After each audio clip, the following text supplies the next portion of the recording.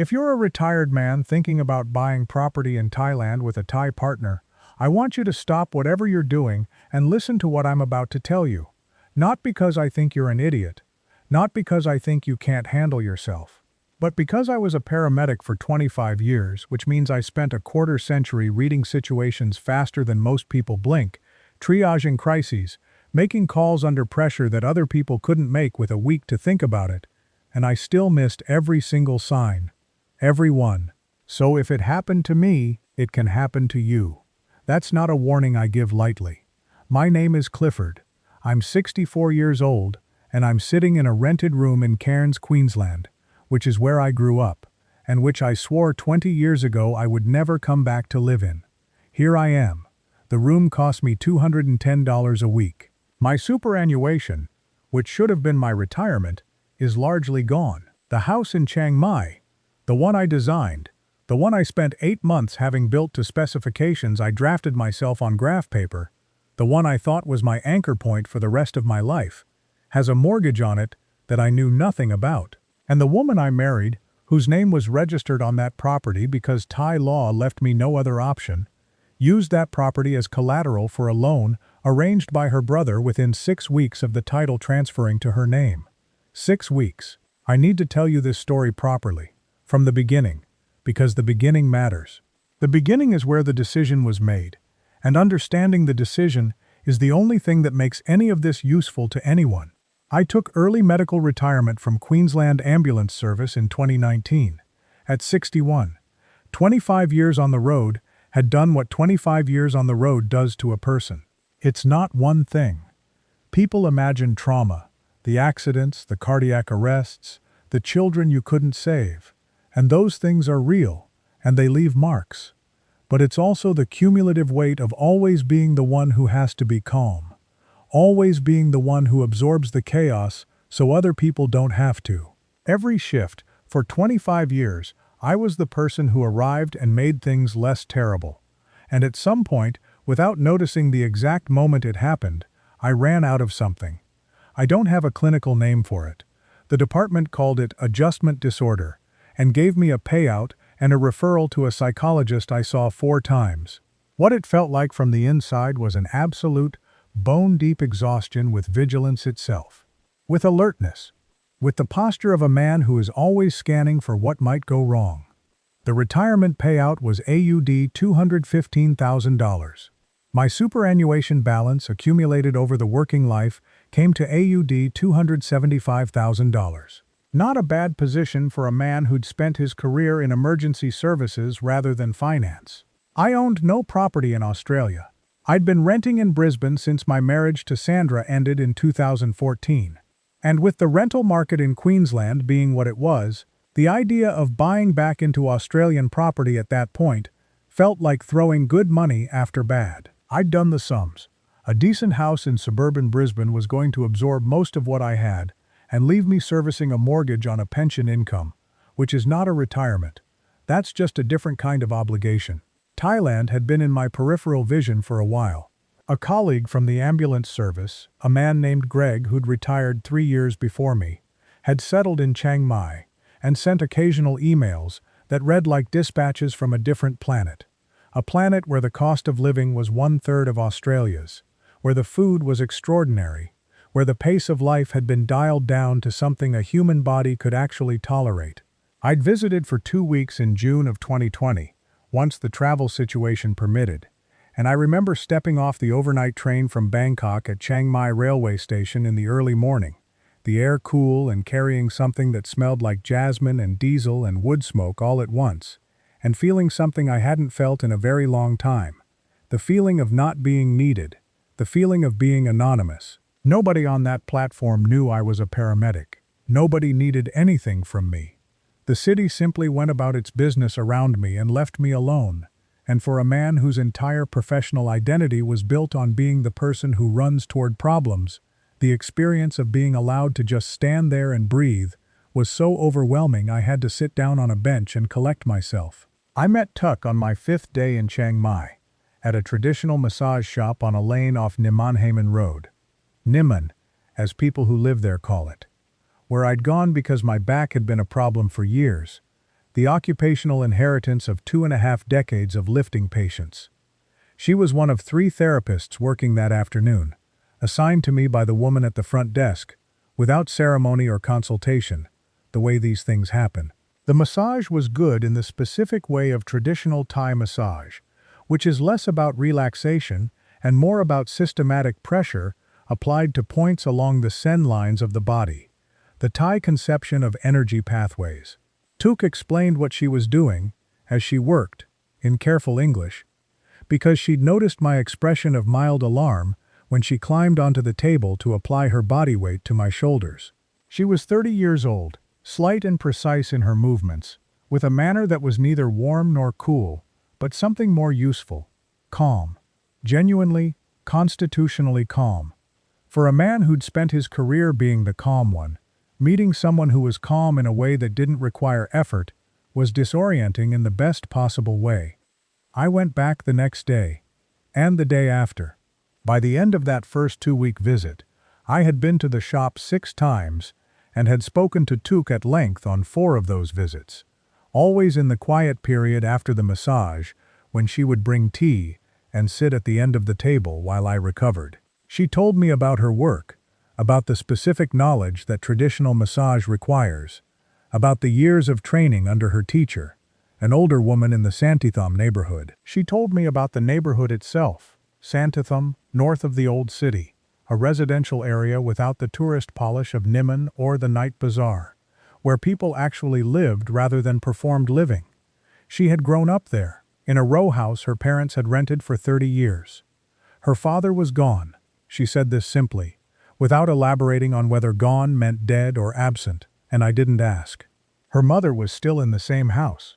Her brother Rhett lived nearby and ran what she described as a small financial services operation, helping people access credit.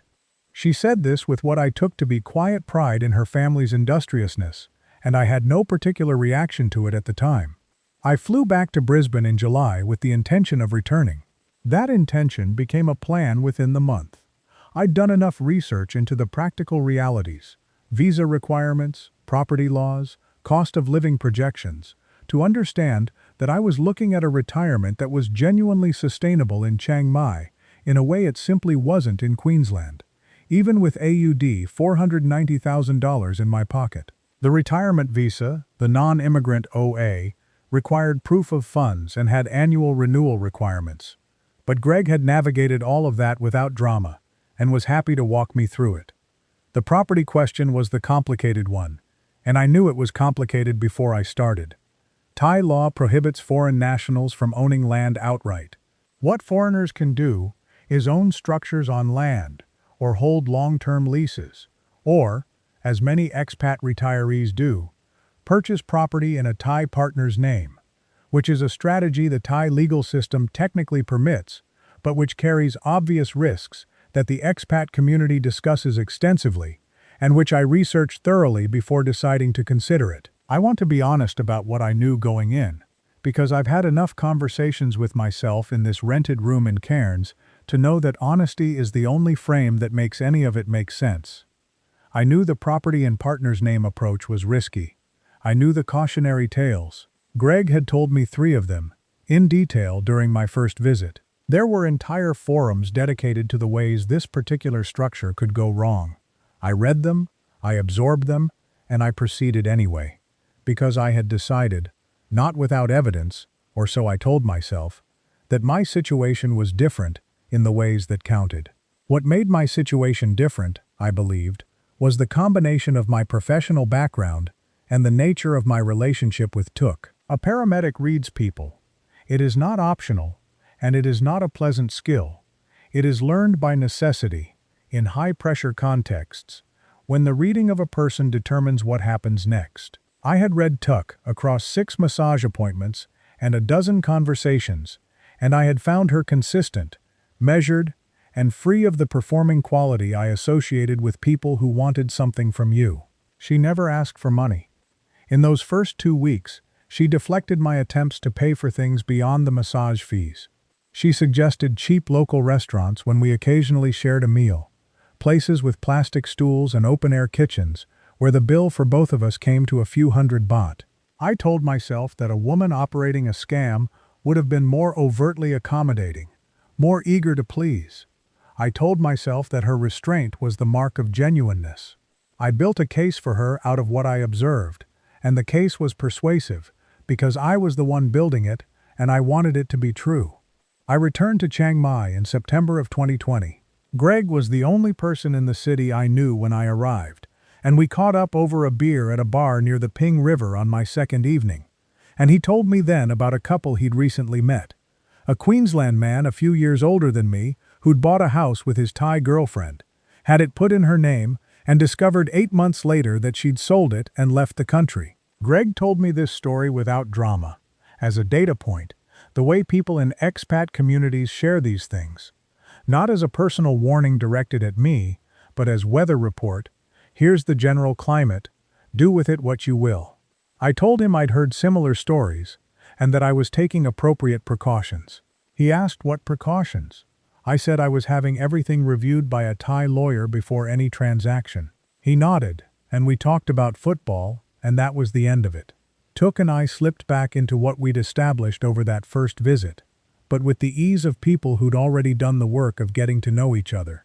The initial stiffness of the massage-client context had dissolved by then, and what remained was something I found genuinely comfortable. A relationship between two people who were both, in their different ways, private. She was not an effusive person.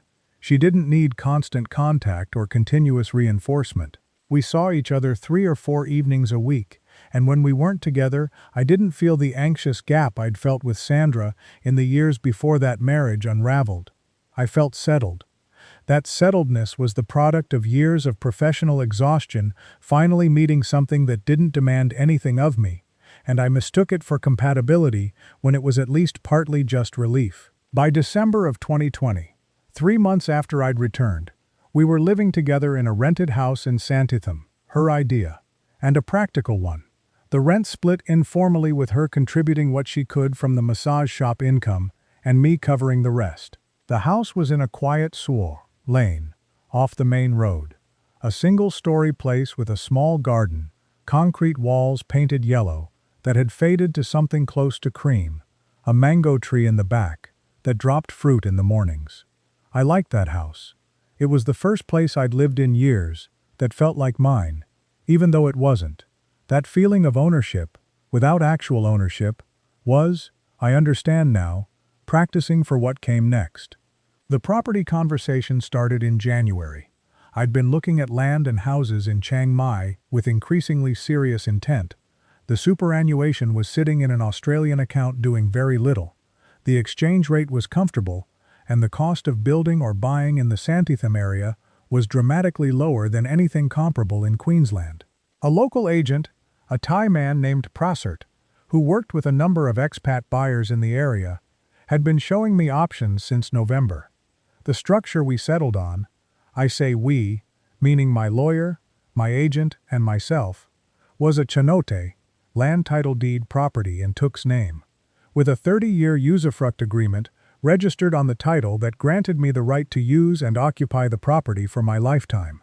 My lawyer, a Thai woman named Wasana, who operated out of an office near Chiang Mai University, and who had been recommended by Greg as someone who'd handled expat property matters for years, reviewed the documents and explained the usufruct in detail, and told me it was as strong a protection as the law permitted for a foreign buyer. She didn't tell me it was risk-free. She told me specifically and clearly that it was not risk-free.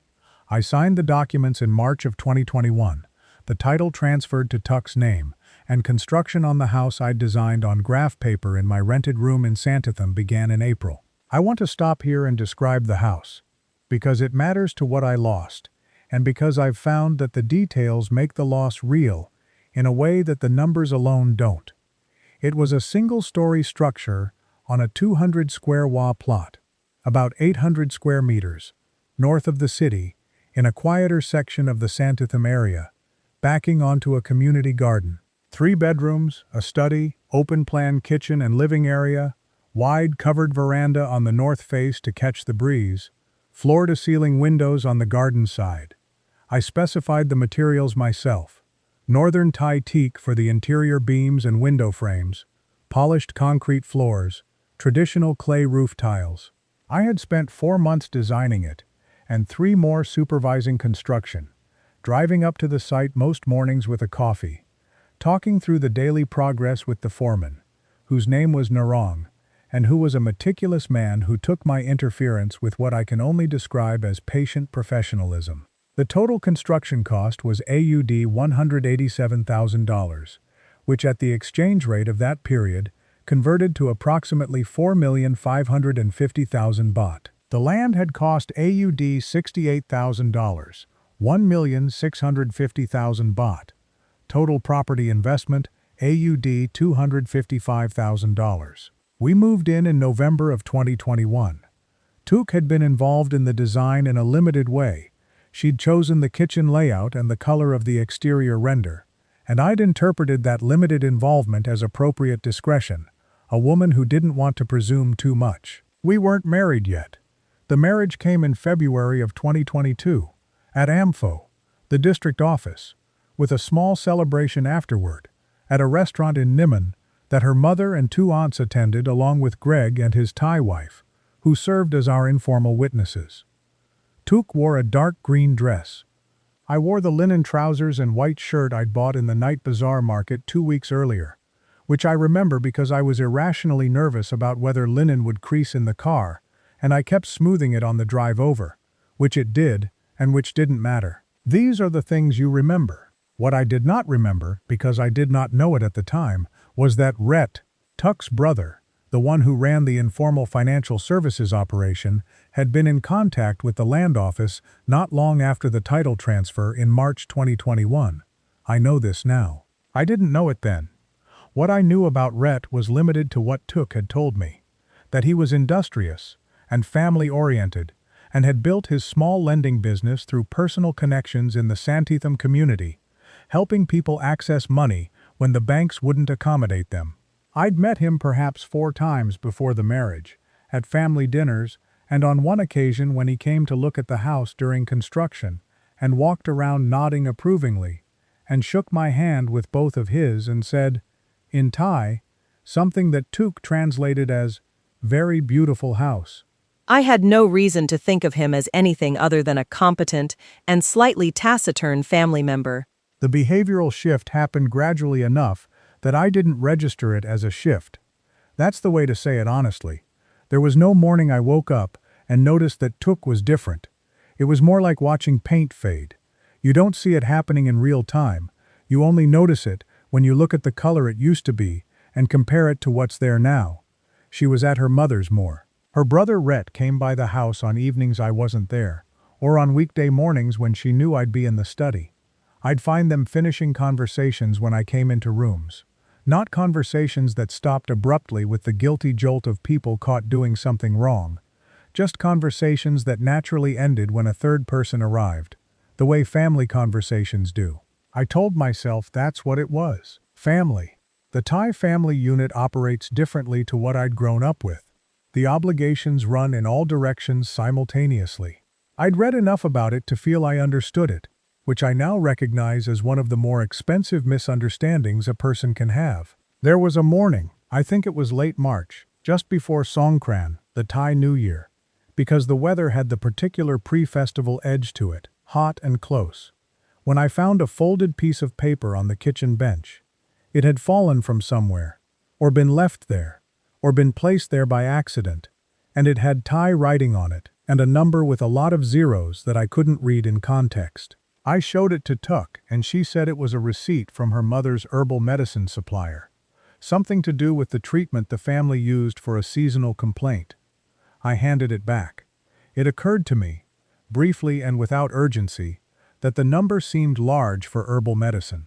The thought dissolved with the morning, and I went to the market and bought pork belly and lemongrass, and spent a pleasant hour in the kitchen. That piece of paper was, in retrospect, a payment record for the mortgage interest. I cannot prove this, but I believe it, and Wasana, when I described it to her later, said it was consistent with the amounts and the timing. There was another thing I noticed and didn't pursue. In the evenings, when Tuk was on her phone, which was often, As it is with people whose social and professional worlds run largely through Line and Facebook, she had started angling the screen away from me in a way that was subtle enough to be deniable. Not turning her body, not covering the phone with her hand, just a slight tilt, the kind of adjustment that looks like comfort rather than concealment. I noticed it the way you notice a sound that's slightly different from usual. Your brain flags it and files it and moves on, because the evidence for it being nothing is so much larger than the evidence for it being something. I was a man living in the house he'd designed, eating food from the market he'd discovered, sleeping well for the first time in years. The tilted phone was a flicker at the edge of a frame I had every reason to trust. I let it sit there. The loan request started in earnest in April of 2022, 2 months after the marriage. First, it was her mother's medical bills, a respiratory problem that required specialist care in Bangkok, 2 days at a private hospital, the cost approximately 85,000 baht, which at the time was roughly AUD $3,300. I said of course, without hesitation, because what kind of person hesitates when asked for help covering his mother-in-law's medical bills? Then in May there was a situation with one of her aunts, a debt to a local market vendor that had apparently become complicated. 40,000 baht, approximately AUD $1,550. I paid it, feeling the first faint resonance of something I noted, and then consciously set down, the way you set down a tool you don't need right now. Then in July her brother Rhett mentioned, through Tuk, that his lending business was experiencing a short-term cash flow problem. A large borrower had defaulted, and he needed to bridge the gap, or several of his other clients would be unable to meet their obligations. A cascade effect, she explained, using that word precisely, which should perhaps have struck me as a very specific word to reach for. The amount he needed was 350,000 baht, AUD $13,600. I said I'd think about it. This was the first time I'd said I'd think about it rather than yes. Tuck received this without visible reaction, and we ate dinner and watched television and went to bed. And the next morning she brought me coffee on the veranda, which she did every morning, and we sat in the garden light, listening to the birds in the mango tree next door, and she didn't mention Rhett, and neither did I. And a week later, I gave her the 350,000 baht for her brother's bridging loan. I should tell you what I was doing in those months, because I think it explains something about why the oversight failed in the way it did. I was, genuinely and not as a performed contentment, the happiest I'd been in years. The house was everything I'd intended it to be. The mornings on the veranda were things I could not have imagined during the years of shift work. The quality of light in Chiang Mai in the cool season, which runs from November through February, is unlike anything I'd ever seen in Queensland.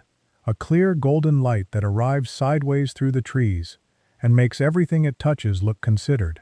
I was sleeping well for the first time in years.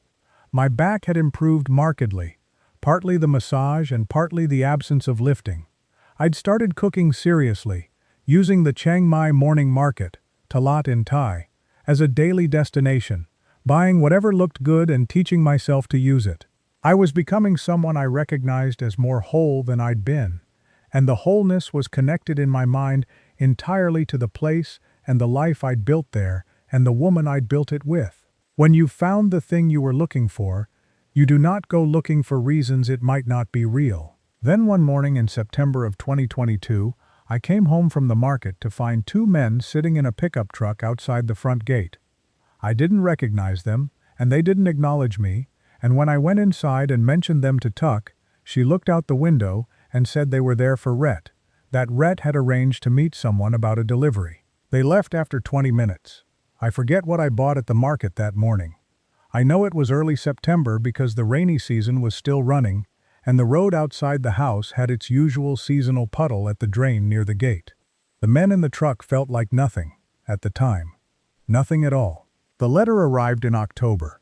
It came to the house addressed to Tuk, in Thai, official looking in the way of Thai government correspondence. Matte white envelope, the letterhead of a financial institution I didn't recognize. Tuk collected the mail. I don't know if she opened it in front of me or not. I never saw that letter directly. What I know now is that it was a notification related to the mortgage, and that by October it was already months old, and that Took had known about it for those months and had said nothing. What happened instead, in October, was a conversation about selling the house. I had to read that sentence back to myself just now. Selling the house. 6 months after moving in. Just over a year after completion, Took introduced the idea over dinner, carefully, framing it as something she'd been thinking about. Property prices in the Santitham area had moved, she said, and there was interest from a developer who'd approached a neighbor, and perhaps it was worth having the house assessed for its current value, just to know where we stood. I remember setting my fork down. I remember asking why we would want to know where we stood, given that we'd just built the house to live in for the foreseeable. She said it was just information. It was good to have information. I said I didn't want to sell the house, that it was my retirement home, that I'd built it specifically. She nodded and dropped the subject and brought fruit for dessert, and we watched something on the television and went to bed. And I lay awake for a while thinking, why did she bring that up? I couldn't answer the question satisfactorily, and I couldn't make myself leave it alone.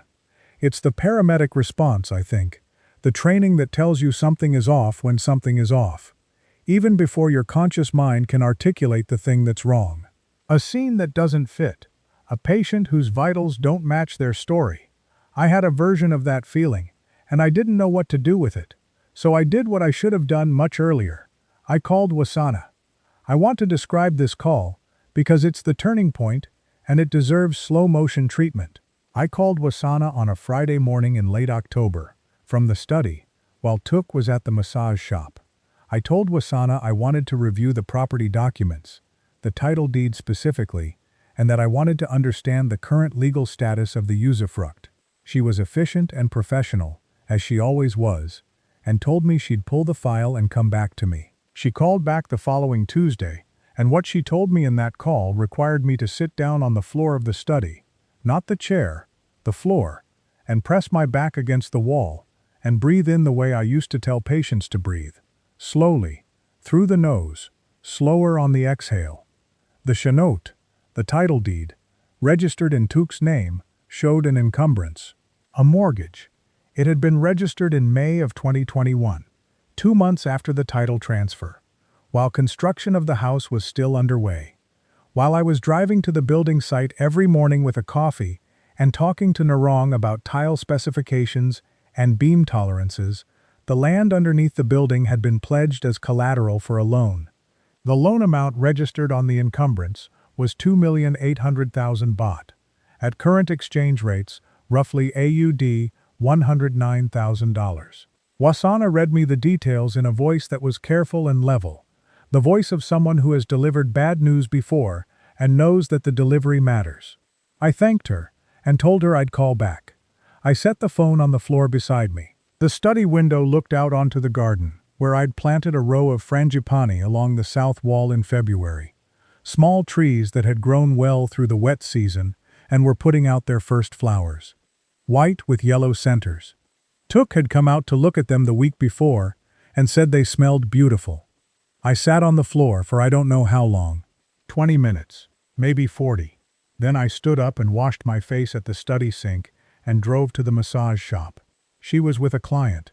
I waited in the reception area, which was a narrow space with 2 chairs and a low table holding a glass vase of orchids, for about 20 minutes. When she came out and saw me, she knew immediately. A person in my profession learns to recognize the moment another person understands what's coming, and she had that expression. Not guilt, exactly. Something more controlled than guilt. A rapid recalibration of options. She told her next client there would be a short delay, and we went to a noodle shop 2 doors down and sat at a table near the back. I told her what Wasana had told me. I said the title deed shows a mortgage registered in May of 2021. 2 months after your name went on the title. I want you to tell me what that is. She was quiet for long enough that the woman running the noodle shop brought us water without being asked, and retreated. Then Tuck said, my brother needed security.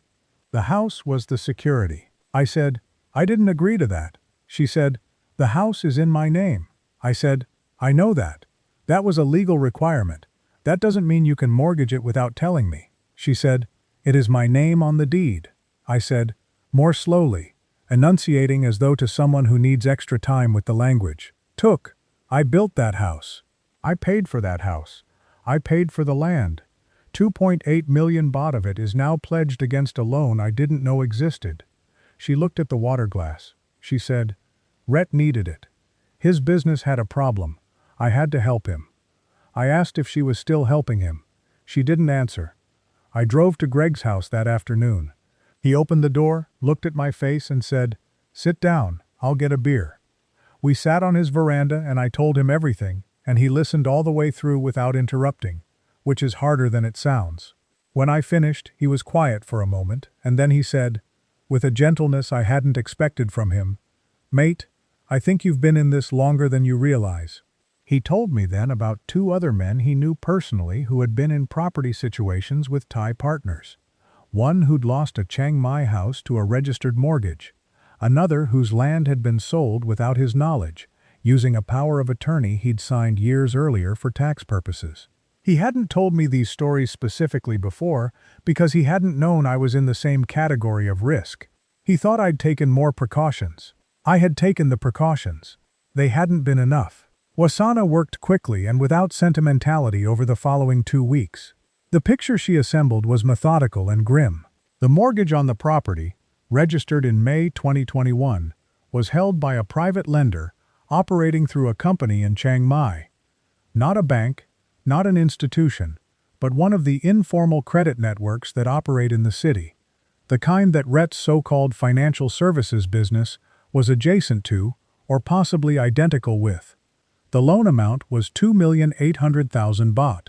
The interest rate, which Wasana found buried in the documentation, was 18% per year. By October 2022, 17 months after registration, the accumulated interest had brought the total liability to approximately 3,550,000 baht, roughly AUD $138,000. There had been partial repayments, Wasana said, irregular, which is why no foreclosure action had been initiated yet. But the trajectory was clear. The usufruct agreement, which was supposed to be my protection, was registered on the title. Wasana was careful about what she told me it meant in practice. In theory, a registered usufruct should survive a change in property ownership, including foreclosure. In practice, she said, with a private lender operating outside the regulated banking system, enforcement would depend on Thai courts that could take years and outcomes she could not guarantee. She said this without apology. She had told me, in 2021, that the structure was not risk-free. She was telling me now what the risk had looked like when it materialized. The additional debts I hadn't known about emerged over the following days in the particular way that concealed things emerge. Not all at once, but in a sequence, each one recalibrating the scale of what had been happening. The 85,000 baht for Tuk's mother's medical bills in April. I asked Tuk, in one of the conversations we had in the house during those terrible 2 weeks, whether her mother had actually been ill. She said yes. I asked to see the hospital documentation. She said she didn't keep papers like that. The 40,000 baht for the aunt's debt. When I brought it up, she looked genuinely puzzled, as though she'd forgotten it, which was either authentic or an extremely sophisticated performance. The 350,000 baht bridging loan for Rhett's business, that one she acknowledged without hesitation, said it had been repaid to the mortgage partially, which may have been true and which by that point barely registered as meaningful information. I sat at the desk in the study and added it up. The land, AUD $68,000. Construction, AUD $187,000. The mortgage liability now accrued against it, AUD $138,000. The cash payments since the marriage, the mother's bills, the aunt's debt, the brother's bridge, and 3 or 4 smaller amounts I now recalled only vaguely, totaled approximately AUD $20,500. My total exposure, AUD $413,500. What remained liquid, in my Australian account, AUD $76,500. I'm going to tell you something about that calculation that I haven't told many people, because it touches on a thing I find difficult to admit. When I finished the arithmetic and sat there looking at the numbers, my first internal response was not rage. It was a kind of clinical recognition that I know belongs to the professional part of my brain, the part that categorizes rather than feels. I looked at the numbers the way I used to look at a scene. Okay, this is the situation. This is what we're working with. What do we do next? The rage came later, and when it came, it was cold rather than hot, which I think is worse. Hot rage moves. Cold rage just sits there and informs everything you do from a distance, like a supervising officer who never raises their voice. I didn't throw things, I didn't shout. I went through the confrontations with Tuck in the same controlled register that I went through everything, asking specific questions and noting the answers and proceeding. She maintained, throughout, the position that the house was in her name, and she had exercised a legal right she held. She maintained that Rhett's business need was genuine and urgent, and that family obligation demanded she act. When I asked her why she hadn't told me, she said, once, quietly, "I knew you would say no." That was the most honest thing she said in all of those conversations, and it was also the thing that made the cold rage permanent, because yes, I would have said no. She had known I would say no, and she had done it anyway. She had made the calculation that I was worth more as a resource she managed covertly than as a partner she consulted. I booked a flight back to Australia in November of 2022. I didn't leave immediately. Wasana was still working through options, and I needed to be present for those processes. But I bought the ticket, and the buying of it was the decision made. Greg drove me to the airport on a Tuesday in December. We didn't talk much in the car. He had said everything useful he was going to say over the previous 6 weeks, and I had heard it, and there was nothing left to do with language. I took 2 bags and my graph paper drafts for the house, which I folded and put in the outside pocket of the smaller bag. I don't know why. I didn't take the frangipani. I looked at them when I locked the study for the last time, the white flowers bright in the garden light, and I thought, those will outlast me here by decades. The legal situation, as of now, is ongoing in the particular way of legal situations in jurisdictions you've left. Wasana continues to pursue what protections the usufruct agreement may provide, which may or may not be anything. The mortgage liability sits against the property. The private lender has been patient, Wasana thinks, because Rhett or Tuk or both have been making intermittent payments, keeping it technically alive. At some point, that patience will end. When it does, I will find out what a registered usufruct is actually worth in a Thai court against a private creditor with local connections. I am not optimistic. I'm in Cairns. I'm 64 years old, and I have AUD $76,500 and a pension from Queensland Ambulance Service that covers rent and basics, and not much beyond that. I walk in the mornings along the esplanade, which is a good place to walk, and I watch the coral sea, and I think about the things that went wrong, and the order in which they went wrong, and whether any of it was recoverable at any specific point. I want to give you the lesson plainly, without dressing it up. The usufruct agreement was a real legal protection, and it failed. Not because it was fraudulent or badly drafted, but because the protection it offered existed on paper, in a system I didn't fully understand, and couldn't enforce from the outside. No legal structure designed to protect a foreign buyer from a Thai title holder is stronger than your ability to monitor and respond in real time. And here's what I didn't understand about myself going in. I had moved to Thailand specifically to stop being vigilant. I had moved there to lower my guard, to stop reading scenes, to stop being the person who notices things. That was the whole point, and someone understood that about me, whether consciously or not. Whether Tuk understood it as a strategy or simply as a feature of the man she was dealing with, and the property went into her name at the exact moment my guard was at its lowest, in the specific context I'd designed for letting go. You cannot buy property in another person's name and then stop paying attention to that person. That sounds obvious written down. It was not obvious to me inside a house I'd designed and a life I'd wanted, and a marriage I'd believed in. The emotional investment made the financial oversight feel intrusive, disloyal, like putting a security camera on someone you love. That feeling is the vulnerability, not the legal structure, not the Thai property law, Not even the specific person who did the specific thing.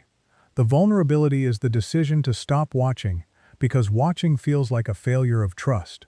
I trusted my reading of Took because I was tired of reading people, and she seemed simple and calm, in a way I hadn't encountered before.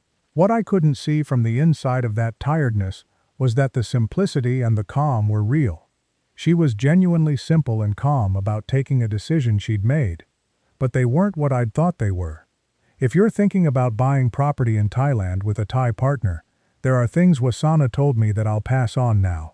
Engage your own independent lawyer before any transaction, not a lawyer the seller or agent recommends, your own.